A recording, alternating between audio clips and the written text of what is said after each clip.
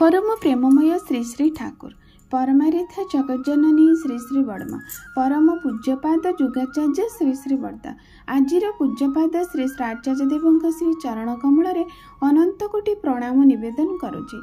सभी गुरु परिवार श्रीचरण में अनंत कोटि प्रणाम निवेदन करुछि। मोर भिडियो देखुथिबा प्रत्येक गुरु भाई और माँ मानू अंतरर आनंदित जय गुरु श्रद्धा भक्ति भल पाइबा। मोर प्रत्येक श्रोता बंधु मानक जो मैंने भी मो भिडियो देखुचन से समस्त मोर अंतरर आनंदित जय गुरु।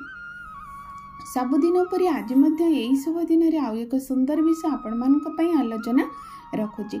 आलोचनार विषय हेउची प्रकृत रे आम जीवन चलापथर आलोक किए।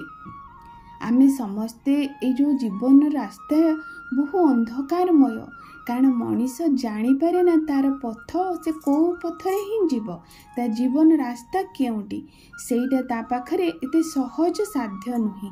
सेइथिपाई तो मनीष जीवन रे एते दुख एते अशांति एते विव्रतता। किंतु जदि आलोकता जीवन पथरे थिबो आलोक जदि ता पाखरे साथी रे नेई से जाउथबो ताहेले ताकू ता जीवन रास्ता बा पथटी एते कष्टमय जंत्रणामय बा विव्रतमय होई पारे ना। कहीं परिष्कार भाव से देखी दिए रास्ताटी कौ प्रकार कौ रास्ता मते जीवाकू पड़िबो। ए रास्ता कंटा अच्छी बा ए रास्ता खाल अच्छी बा ए रास्ता कौन प्रतिबंधक अच्छी से देखीदेव। देखीदेला से रास्ता को बदले दे पारिबो। हुए तो से रास्ता कौन माने प्रतिकार करी से रास्ता को से अतिक्रम कर दे पारिबो। तेणु आज आम आलोचना रखिबा जीवन चलापथर प्रकृत आलोक हेउचंती किए। से जीवनर आलोक हेउची यजन जाजन और इष्टव्रती। श्री श्री ठाकुरंकर ये जो कली जुगर आम मान जो अमोघ अस्त्र से देइचंती ये यजन जाजन इष्टव्रती ही प्रकृत रे मनीष जीवन पथर आलोक। जो आलोक फल मनीष ता जीवन में कौन भाव दिग भ्रष्ट हो पारे ना कौन भाव जीवन में पथभ्रष्ट हो पारनी कौन भाव तार विपर्य आसीपारे ना। ठाकुर दृढ़ कंठरे कहिचंती ता जीवनर प्रकृतर रस को से प्रति मुहूर्त अनुभव करिब प्रति मुहूर्त से उपभोग करिब। प्रकृत मनीष ता मनीषत्व ही प्राप्त करिपारिब निजको निज धन्य कहिपारिब आ धन्य मध्य होई पारिब केवल यजन जाजन इष्टवृत्ति माध्यम रे। ताहा देखंतु किपरि भाबरे यजन हेउची कोन निजको निजे जाजित करिबा माने निजको निजे प्रत्येक ज्ञान को आहरण करिबा। कारण मनीष तो निजे न जानिले तो माने मु किए मु जदि निजे न जानिबी मु काहाकू कहि परिबी बा मो संसार विषय काहाकू बुझाई दे परिबी। तेणु प्रथमे निजको जज करिबा दरकार निजको एनालिसिस करिबा दरकार मु किए काहेकि आसीची मोर उद्देश्य कौन मोर केउपरि भाबरे ज्ञान आहरण करिबा उचित। परम पिता तो मो पाई ये सब किछि प्रदान करिचंती जदि मो शरीर पाई सब किछि प्रदान करिचंती मो मन पाई मध्य प्रदान करिचंती से मनर खोराक कौन कौन देले मो मन को मो ठीक भाव रे रखी परिबी ताहा नित्य प्रत्यय करिबा से तांका सहित निज मन को युक्त करिबा ताहा हेउची यजनर परिसर। तापरे जाजन जाजन हेउची जाजन कहिले मनीषर ए परिवेश परिस्थिति ठू आरंभ करी प्रत्येक घटना जाजन भितर निहित रही थाए। ताहा किपरि भाबरे हुए देखंतु जाजन माने अन्य को सेई बाटरे नबा। जदि मु गोटे खजाना को ठिकणा मु पाई गली ताहाले मु काहाकू जदि न कहिबी ताहा हेला हेजिबो आत्मस्वार्थ ताहा हेजिबो संकीर्णता मनोभाव। किंतु जो मनीष से पथ को से खजानार ठिकणा को अन्य मान को आमको दबाकू पड़िबो जे अन्य मान को कहि दबाकू पड़िबो। समस्ते तो निजको निजे जानी पारंती नहीं प्रकृति से काहेकि सृष्टि को जन्म नहींचन तांकर उद्देश्य कौन लक्ष्य कौन ए सत्तार बंचिबार खोराक कौन प्रकृति माने जानी पारंती नहीं। तेणु जदि आमे निजे जानिचे अन्य को जणैबा पई सत चेष्टा करिबा तांको सेई बाट दिग देई नबा तांकर जीवन वृद्धिर कथा तांकर उन्नतिर कथा प्रगतिर कथा परिवेश को परिस्थिति को मनीष को जीवजंतु वृक्षलता समस्त आमर कर्तव्य रही। तेणु से समस्त आम मंगलर पथरे नेबा ही आम मानकर प्रकृत जाजन बोली कह जाए। आउ इष्टवृत्ति कथा तो आमे माने जो माने भी सत्संगी अच्छा आम समस्ते जाचे। समर्पणर भाव इष्टवृत्ति हूँ सामर्थ्यर जोग, इष्टवृत्ति हूँ निजर मंगलर यज्ञ, इष्ट हूँ मंगल, वृत्ति हूँ भरण करवा अर्थात निजर मंगल को आम प्रत्येक दिन भरण करवा अर्थात पोषण देवा अर्थात आवाहन करवा। ए सब जदि प्रत्येक मनीष करदे पारिबो ताहेले ता जीवन चलापथ आलोकमय हो जाए। जोठिकी मनीष भावे मो जीवन नष्ट हो गला, मो जीवन बहु जंत्रणामय, मो मनीष जन्म पाई मु बहु माने कष्ट पाइली, किंतु ठाकुर जो प्रदत्त जो विधान देइचंदी जदि सेही विधान प्रत्येक मनीष टिके टिके करी करी चलंतु ये अनुभवर व्यापार। ये क्या कहीदेले किए बुझीदे पार ता नुहे, से निजे अनुभव कर प्रकृत में मो मनीष जन्म सार्थक होइची।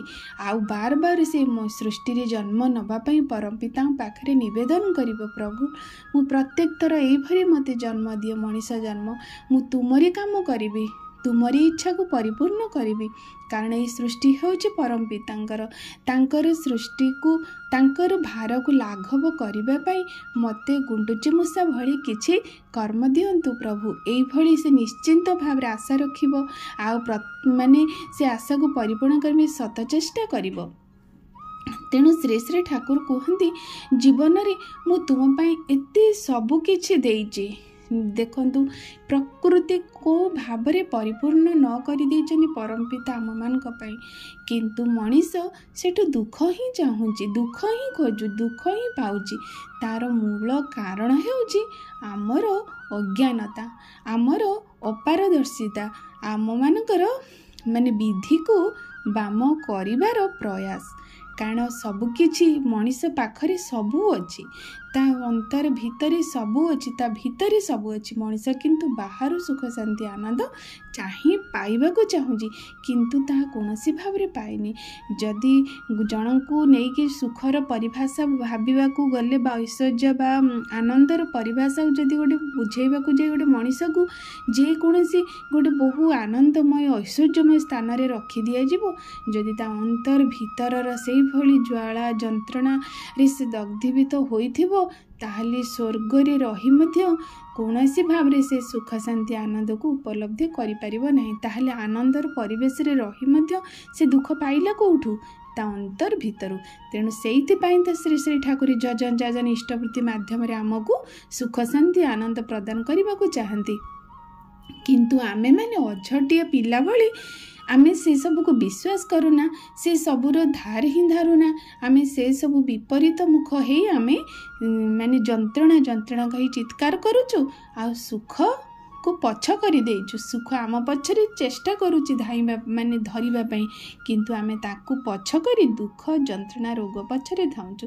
एइटा हला प्रकृत आजिर समयर वास्तवता घटना। परम पितांकर दया देखंतु मनीष उपरे के सबु बेले ही रही अछि, किंतु जजन जजन इष्टवृत्ति जो मैंने प्रकृत रे करंती प्रत्येक कार्य रे विहित भाव रे करि चलंती से माने सेई दयाटा बेसी करी बोध करि पारंती, तार सुजोग भी बेसी करी ग्रहण करि पारंती।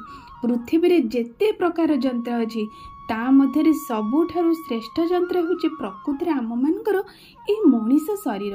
ए जंत्र को घसी माजी तेल दे जेते तीक्ष्ण जेते चलचंचल और उपयुक्त रखा जाए सेते ही सूक्ष्म सूक्ष्म जिनिस धरा पड़े सेथिरे।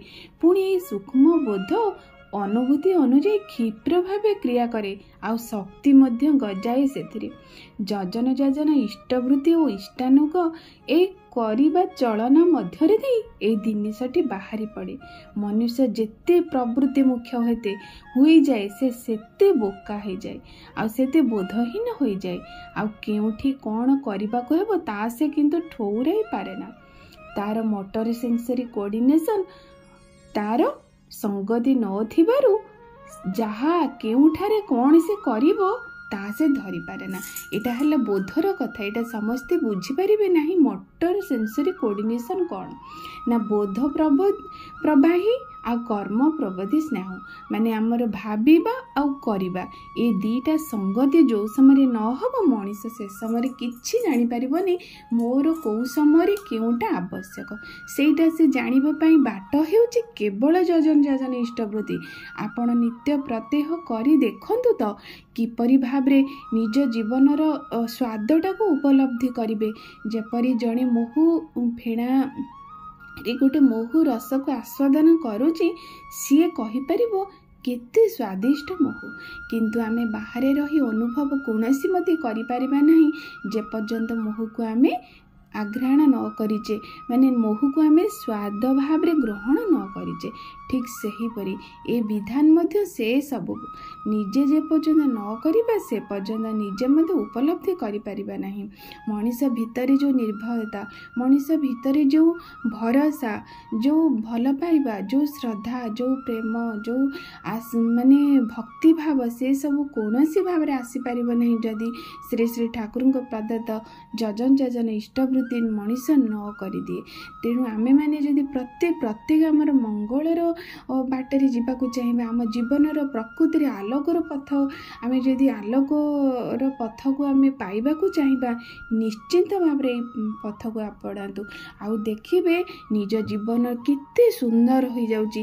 ଆପଣ ଯେତେ ବି ପ୍ରତିକୂଳ ପରିବେଶ ଆସୁ, ଯେତେ ବି ପ୍ରତିକୂଳ ପରିସ୍ଥିତି ଆସୁ, ଯେତେ ବି ପ୍ରତିକୂଳ ବ୍ୟକ୍ତି ଆପଣଙ୍କ ସାମ୍ନାରେ ଆସନ୍ତୁ, ଆପଣ ଦେଖିବେ ସେ ସବୁକୁ ଅତିକ୍ରମ କରି ଆପଣଙ୍କ ଲକ୍ଷ୍ୟସ୍ଥଳରେ ଆପଣ ନିଶ୍ଚିନ୍ତ ଭାବରେ ପହଞ୍ଚି ଆଉ ପ୍ରକୃତର ଜୀବନର ସ୍ୱାଦକୁ ଉପଲବ୍ଧି କରିପାରିବେ। ଆଶା କରେ ଆପଣମାନଙ୍କ ଆଲୋଚନାଟି ଅତ୍ୟନ୍ତ ମାର୍ମିକ ଆପଣମାନଙ୍କ ପାଇଁ ହେଉ, ଆପଣମାନଙ୍କ ପାଇଁ ବହୁ ପ୍ରେରଣାମୟ ହେଉ, ଆଉ ଆପଣଙ୍କ ଜୀବନର ବହୁ ମୂଲ୍ୟାଙ୍କନ ବଢ଼େଇ ଦେଉ ଆଲୋଚନା, ଆଉ ଜୀବନର ବହୁ ପରିବର୍ତ୍ତନ ଆଣିଦେଉ। ଏହା ହିଁ ମୋର ପରମ ପିତାଙ୍କ ଶ୍ରୀଚରଣରେ ବିନମ୍ର ନିବେଦନ। ସର୍ବଶେଷରେ ସମସ୍ତଙ୍କର ମଙ୍ଗଳ ପ୍ରାର୍ଥନା କରି ଆଜି ପାଇଁ ଏଠି ଆଲୋଚନାଟି ରହୁଛି। ଜୟ ଗୁରୁ।